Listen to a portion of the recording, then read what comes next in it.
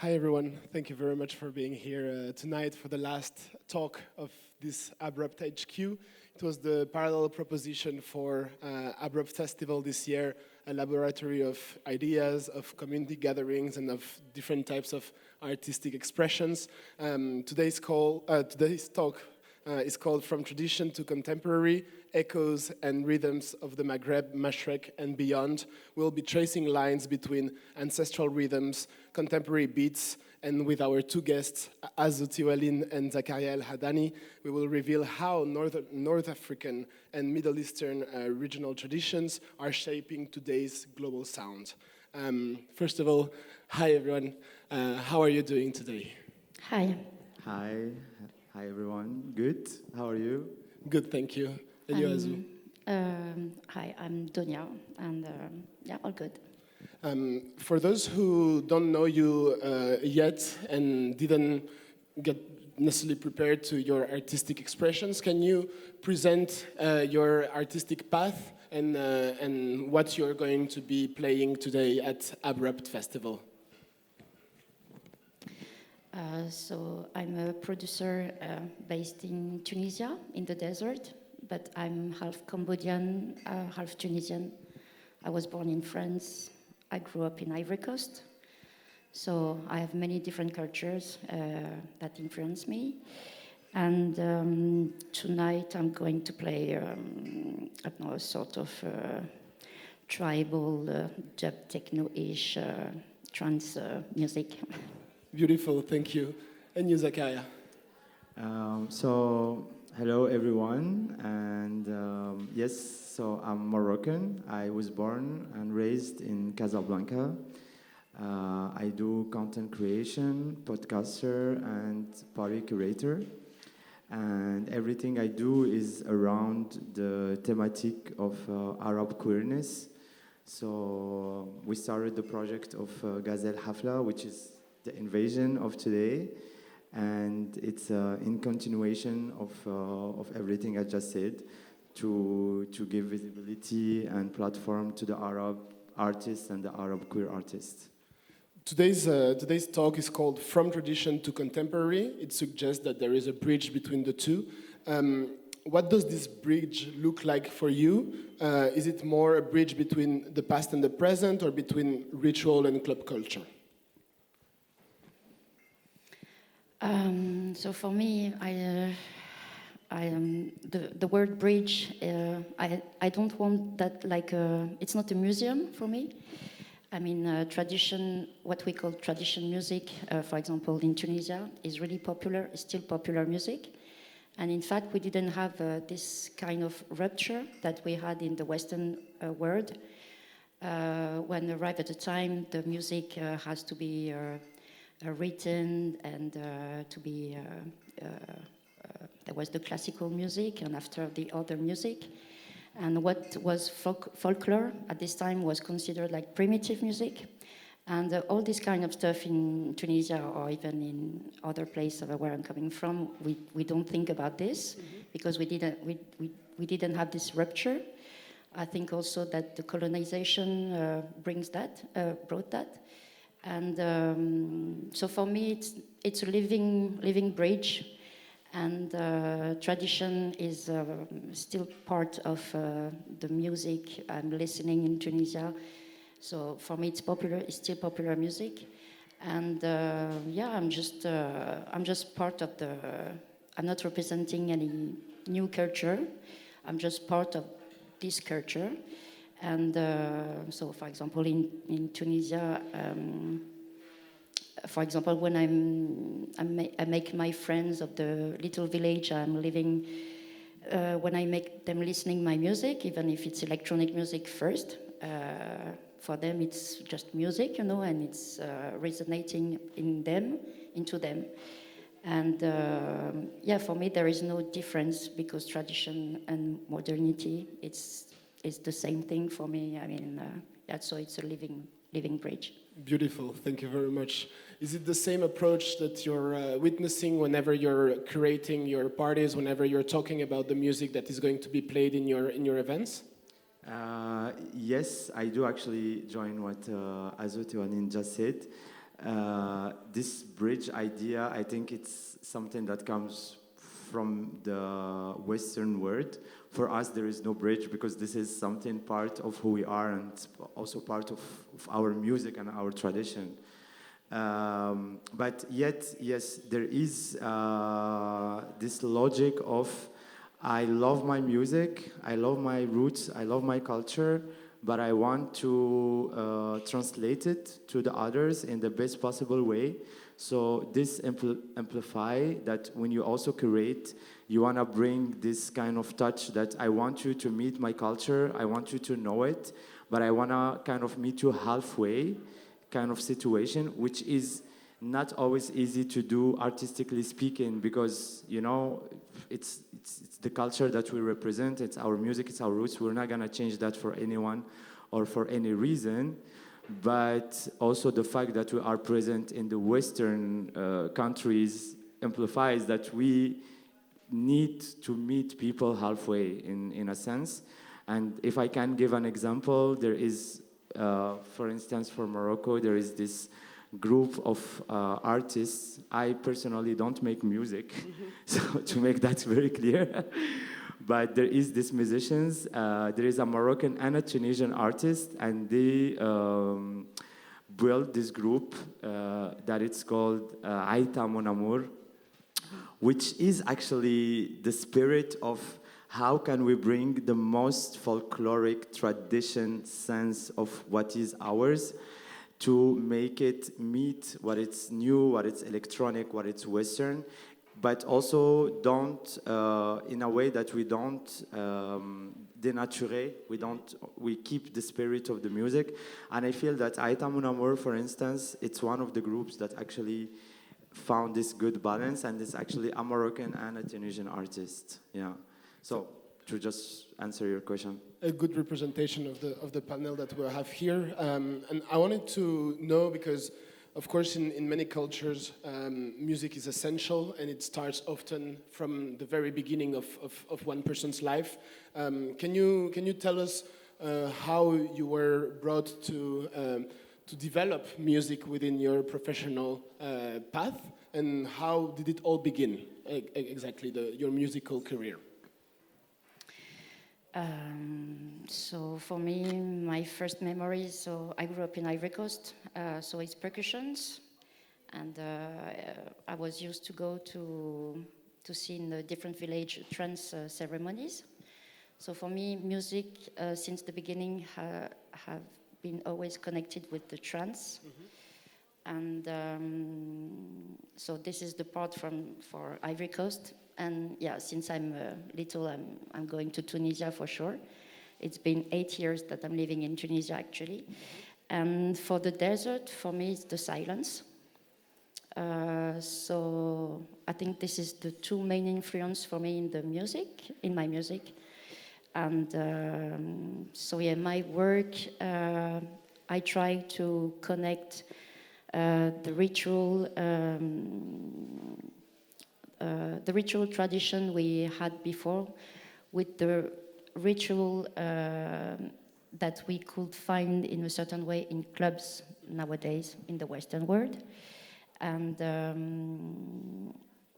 so percussion for me is really like the main tool to go into trance. I mean the trance state. And for me, the silence in the desert taught me to listen really deeply the music, and also all the silence between two notes, simply.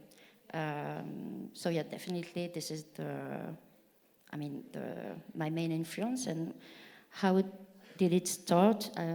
Completely. I would never imagine that I will be a musician, producer, when I start to make some music. It was at the beginning just for fun. After it became passion, but a lot of years after. And 10 years after, I tried to say to myself, okay, maybe I'm good to make some music. Okay, let's try to progress and so on. And honestly, still nowadays, I'm still surprised to say I'm making some music because it wasn't expected at all. So yeah, I mean. It's very interesting to see how this path can go from pleasure to passion and then to professionalism in one career. I mean, if I wasn't making some music, I'm always listening some music every day, every hour. I'm obsessed with music, and I'm obsessed with the research of the trance state we could reach by any kind of a way, different way. And music is, for me, the best way to reach this. To reach the state, yeah. Thank you.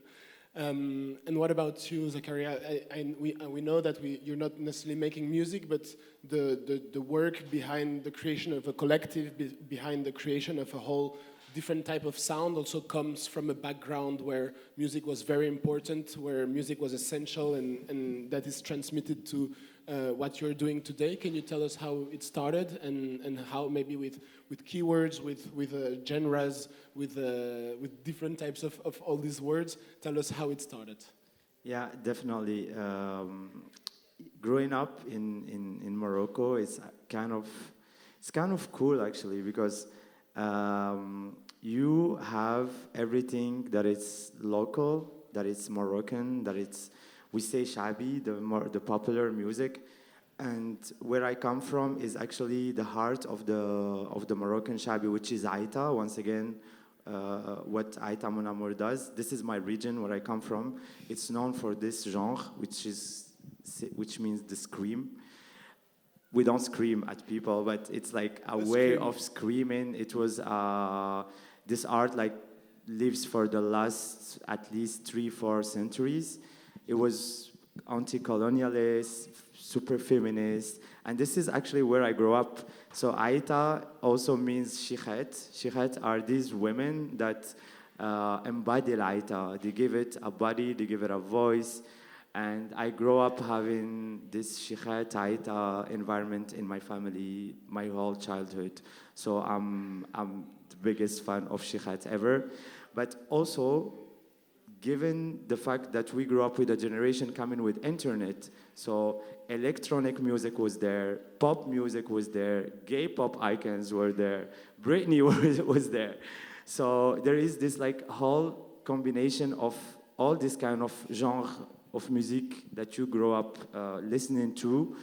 Also, as a teenager, you refuse everything that comes from your family, everything that is local. You're like, no, I'm not like you. I listen to something different, you know. And yeah, now I have all these things in me. And when you curate a party, you want to also see all these genres and all this music represented. Either Moroccan music, Arab pop music, Arab disco music, international pop, and surely techno and electronic music, because this is how we started the clubs. This is how we start going to clubs. It's because we love techno and electro. So yes, I have in me these influences from childhood, from teenagers. And moving to Belgium, I definitely met the techno scene differently. Knowing Brussels, it's the techno city. So yes, I had also to. I end up loving techno also by moving here. So yes. Can you to talk about these connections between maybe Brussels and Casablanca that you know so well? Can you tell us about the Maghrebian contemporary scenes that are in Brussels and the ones that are in Casablanca? How is it different? How the party scene is perceived there and here, and how did it help you create also what you are today?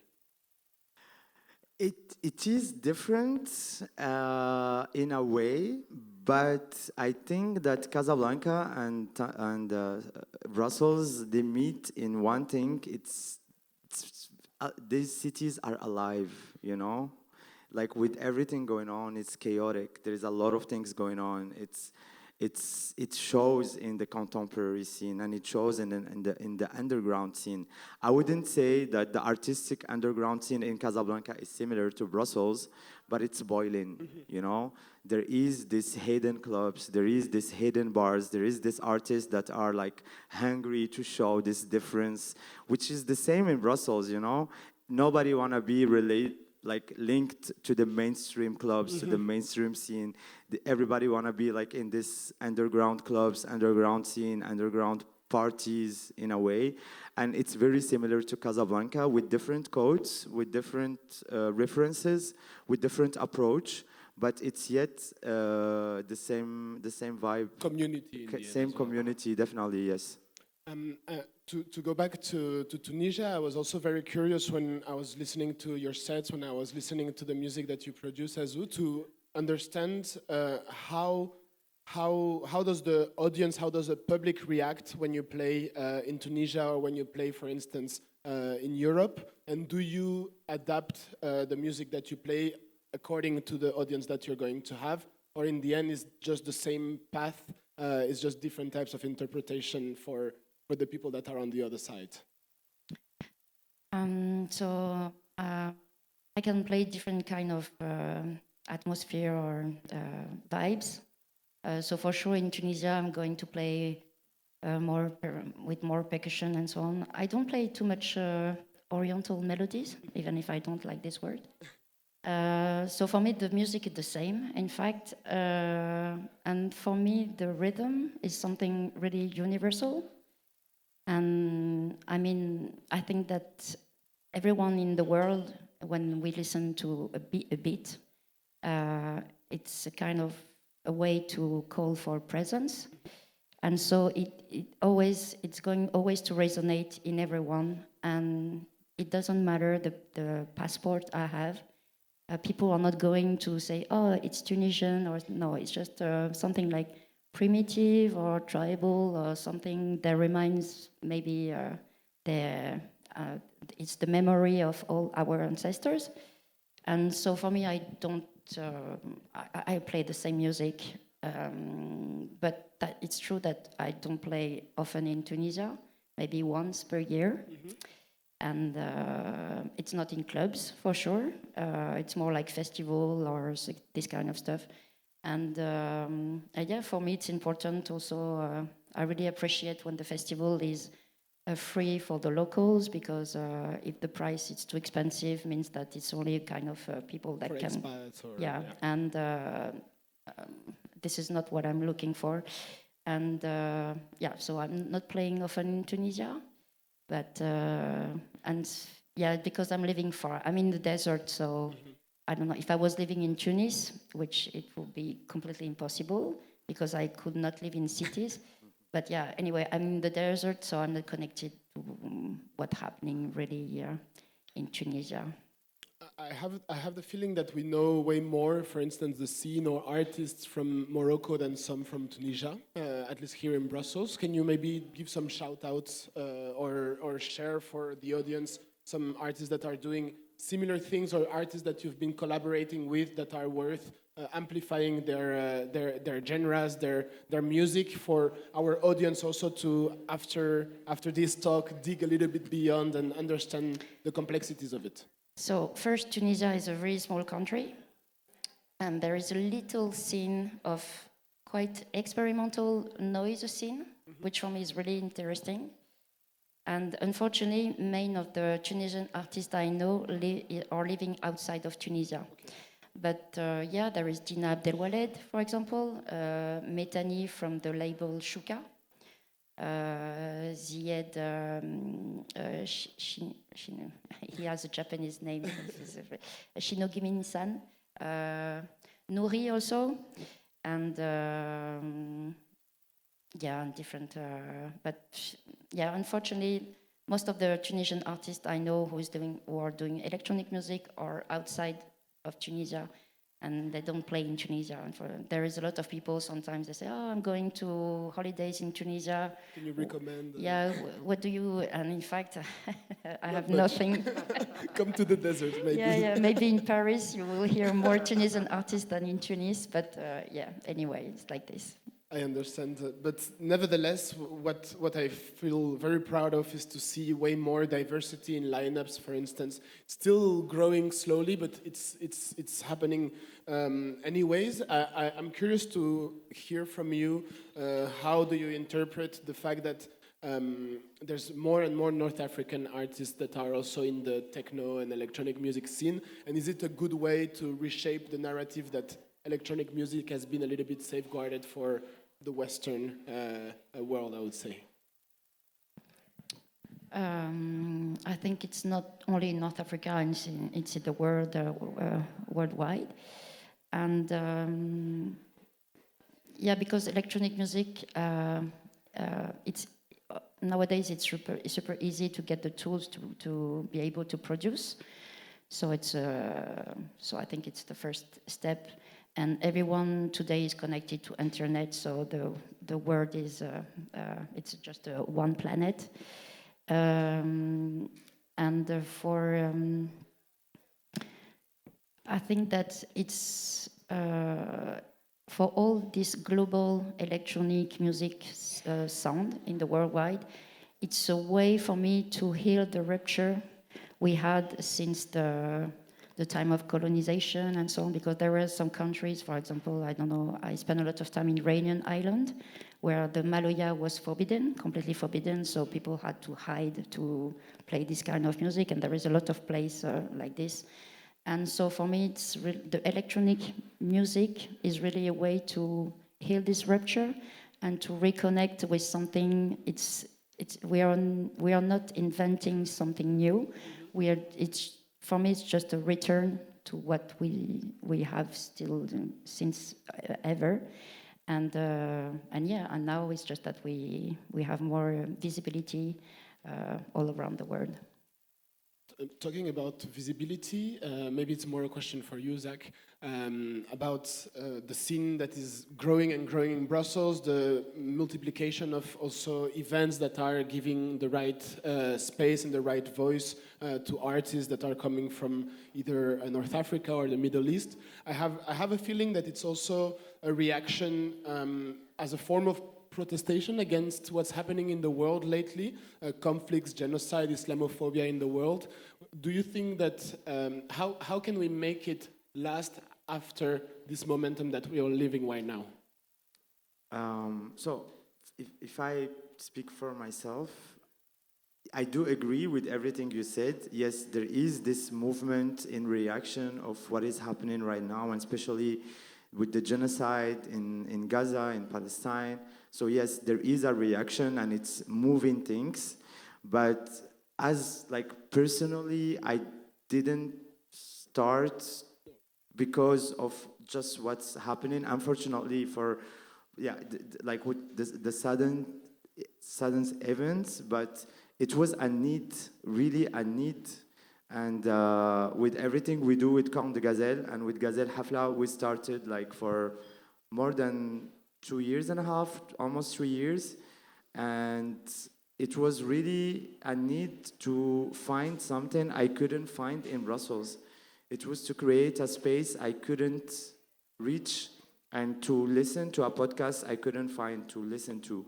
So what happened politically and what happened with the genocide in Gaza maybe pushed things to go louder, faster, and to give more platform, definitely. But it's not the only reason, It's really there was a big gap, really, either here in Belgium or also abroad. Like I said, I grew up in Morocco and I didn't had access to this queer scene and to this queer liberated scene. And moving to Brussels, I thought I would have access to that queer liberated scene. And yet it was something is missing, So there was always this need of creating this space where you just listen to the music you like, you meet the people that actually look like you in a party space, that also understands your language and your codes and your references, And I'm happy that it's also now growing in a way that's also amplifying the voices for justice and especially for Palestinians. And yes, this is definitely a start for something that is gonna grow even bigger, for sure. Beautiful. Thank you very much for your feedback on the scene, and you created the perfect transition to the question that I had just after.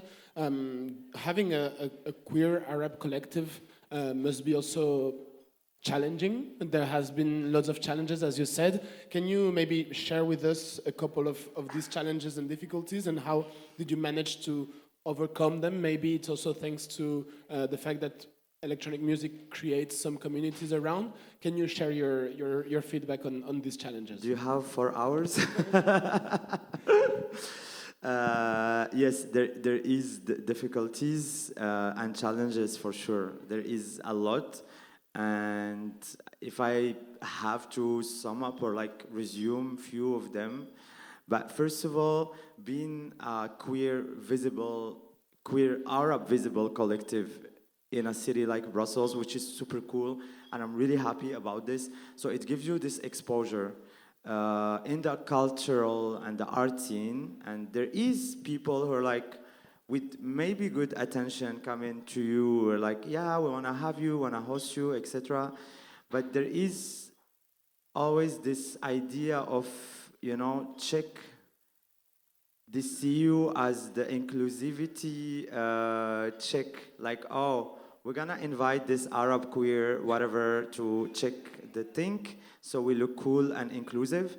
And it is really hard because we are a group of collectives of talented people who works very hard, who does really cool stuff. And I want you to book us or call us on or come to us because we're Arab queers, but also because we're talented, and not because you just have a spot where you wanna check your inclusivity. This is one of the things. And also having this flag of being Arab and queer, people see themselves in what you do, especially the Arab queers, so they have different expectations. And the Moroccans want something, and the Palestinians want something else, and the Egyptians want something else. So you feel like you want to please everyone, and it's really hard to be pleasing everyone. And we try as much as possible to be as inclusive and representative to the community, but it's really hard. It's really hard, daily basis. Thank you very much for your feedback on this situation. Azu, do you still feel that some doors are shut in the scenes for your music or for your expression in the global electronic music scene? Honestly, it's been almost 30 years that I'm doing some music, so there is a big improvement. So for me, everything is really, it's positive. We are going in the good way, and we could always talk about the fact that being a woman or being if when I remember 30 years ago, how was it? Today it's just like super cool. I feel that also something that is changing is that we have some space for interpretation and using correctly this type of different approaches of electronic music. Nevertheless, the history of electronic music has taught us that there were like some good examples and some quite bad examples as well. Just to take some, for instance, in France there has been lots of problems with bands like Acid Arab that are called as cultural appropriation, or Dax J in Tunisia, who got banned from playing because he played in a club, the Call to Prayer. On the other side, you had artists in the early 2000s or in the late 90s like Muslim Goes, who was using field recordings to raise awareness about what's going on in Palestine. How should one navigate between these notions of representation and at the same time maybe not to appropriate someone else's culture? This is a long topic. It's a really tough one. Yeah. For me, everyone is, if it's done with respect, if you try to understand what is behind, it's a homage, a tribute, you know. And so for me, there is no appropriation. I mean, it's not. I'm not feeling more legitimate because I'm Tunisian to use, for example, prayer calls in my music. Not at all. And this topic is sometimes really annoy me because I can feel that, for example, white people sometimes are really like, do you think that I can use that? Come on, if you like this, if it's resonating inside you, and if you respect that, if you know the history, you for sure you can use that, and it's just the way you use that. For me, there is no appropriation if it's made with respect, and if you're learning what is behind. So, yeah. I believe it's this type of answers that also might allow people to avoid asking too much the question as well. Did you want to react to what Azu said? I actually can add one thing because I actually agree with everything Azu said. And, you know, when artists are making music or any kind of art, when it's done with good attentions and with care and with respect, it shows. It shows. And when you reference music from any country, including Maghreb or Middle Eastern countries or Arab countries or other countries, when you do it with care, with good intentions, and just because you want to reference, honor this culture, it shows. And when you do it out of opportunism, it also shows, you know? So I think the main point here, the culture is not in possession of to anyone, not you know. Exclusive. It's not exclusive. Everybody can explore everything, you know. Also, techno is not Moroccan, and Moroccan artists play techno, and it's not Tunisian, and it's not Belgian, you know. We know that techno electro music started with the black queer community in Detroit, in the US. Meaning music and art should be accessible to everyone, but yet you should be respectful when you're using and referencing and working with this kind of art. And also when you take somebody's else art and music, you should mention them and reference them. The example, for instance, you know, the Chemical Brothers, they have this super extremely famous song. Galvanize, yeah. How it's called? Galvanize. Galvanize. Everybody knows the rhythms of this song. And, you know, it was sampled from a Moroccan popular artist that she actually did this song in the late 80s. And they never sampled her. They never referenced her. And she had to go to court for more than 30 years. And she just won last year. And now they have to pay her for 30 years of using her music. Using her music. And this is also, once again, using the music of Najat Atabu, the Moroccan Shaabi popular musician, is okay. But give her her rights, reference her, mention her, you know? And I think this is where there is this fine line between like appropriation and actually, like, honoring a culture and a music, by not giving the benefits of what you do also to the people who actually made this music. And I think Azu maybe have an opinion about this. Do you want to react to what Zakaria just said? Yeah, but this is just, I mean, it's in the both ways. It's just about being not honest, you know, and yeah, anyway, this is another topic, but yeah, sample someone and without giving some credits and so on. But yeah, for me, it's funny because sometimes if we go back to this topic, for example, a Western band using Tunisian sample, you know, or vibe, then after maybe they're going to have a lot of criticism. But me, for example, I could imagine, for example, I was doing some dubstep before, you know, so typically UK culture. We could say, hey, the Tunisian girl is appropriate, it's for only, you know, there is no sense for that. And for me, it's a little bit exaggerate that it's always in the in the one sense, yeah. So we have to stop with the.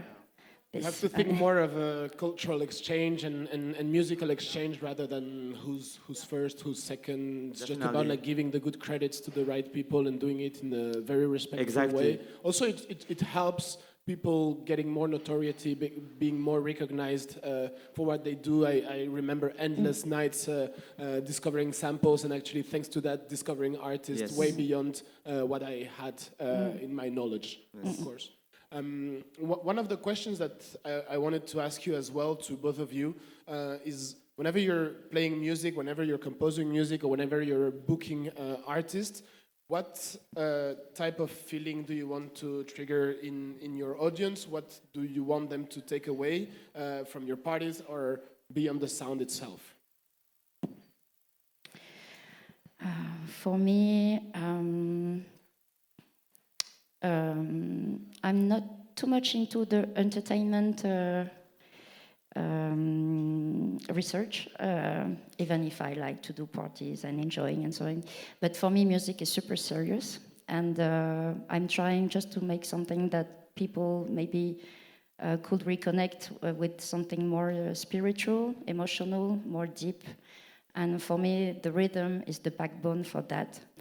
And I want to tell stories in my music. And in my family, there is a long line of healing people.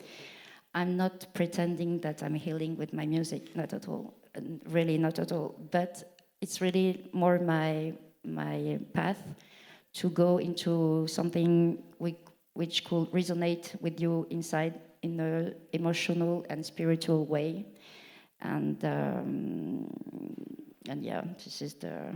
I'm pretty sure it's also a good thing to say before people listen to your music tonight. Yeah. Be ready to feel something very deep. What about you, Zakaria? I don't make music. I like Azu Tiwaline, but curating for events and parties. For me, it's kind of a little revenge for the little gay in me. So growing up also as a gay person in Morocco, it takes out from you, you know. There is so much things that you feel, that you live, that you know, that you sense, but you can't express, that you express, but like in a very intimate, private, hidden way. Today, as an artist, as a curator, I'm obsessed with the idea of reappropriating everything that was taken out from me as a little queer gay person. So every event I do, every artist I book, every concept I think about, I want to reference this, you know, queer moments. For me, for the community. It's everything we have done so far. We have done it since May, since our first big event.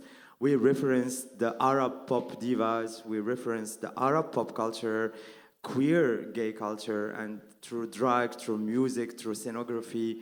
Yeah, it's kind of a revenge, you know. I think I want to bring it all. Like, you know, you took that from me when I was younger, when I was a teenager. But today, I have a privilege. I'm going to use it, that privilege. I'm going to use it in a good way because there is other Arab, queer, gay people. They are super young. They are teenagers. And they will have the chance to see that there is fucking Arab gay parties and artists and concepts and podcasts and music and references and gay icons. Because growing up also as a gay person in the Western world, you know, it's about Britney, it's about Mariah Carey, it's about Beyonce, it's about Madonna, you know. But you know what? We have them. We have the Arab gay icons. We have Haifa, we have Nancy, we have Elisa, we have Fayrouz, we have Kulthum. And we grow up with these references, and they count, and they are actually as good, as talented, as crazy, as, you know, everything as you think. And we were not allowed to reclaim them. And I think today I have the privilege to do that, and I'm doing it. and I will keep doing it. Please, please. Talking about the things that you're going to keep doing, for those who want to continue this relationship with you, with your collective, with you, your music as well, can you tease us a little bit what is going to happen for the end of the year or maybe next year? Do you have some projects that you can already share with us today? I'm ending my tour season, so after 6 months far from home, I'm going soon back home. And so it's going to be time for me to produce some music and making some music, studio time. Beautiful, thank you. What about you with your podcast, with your collective? So we are also part of Microwave Live, which is like the collective that is recording us tonight. Hi, so we're gonna be resident this season with Microwave Live with Count de Gazelle. So we will do some live talks. We will do live DJ sets with our artists. We will do other events for sure. Maybe not only in Brussels. So we're working on something for Paris, and we still don't have all the confirmation to announce it now. But to be followed. Yes, to be followed. And there is already what we're gonna do tonight. So please tell us a bit more actually about this for the people who are here already. There's going to be a carte blanche right after, and maybe you can already tease it and present it in its headlines. So for the carte blanche today, we tried to adapt to the concept, to the place, to the scenography. So there was this amazing scenography team that worked with Abrupt, and we met with them and with Stan, with Isai, and with the team. We were like, we wanna do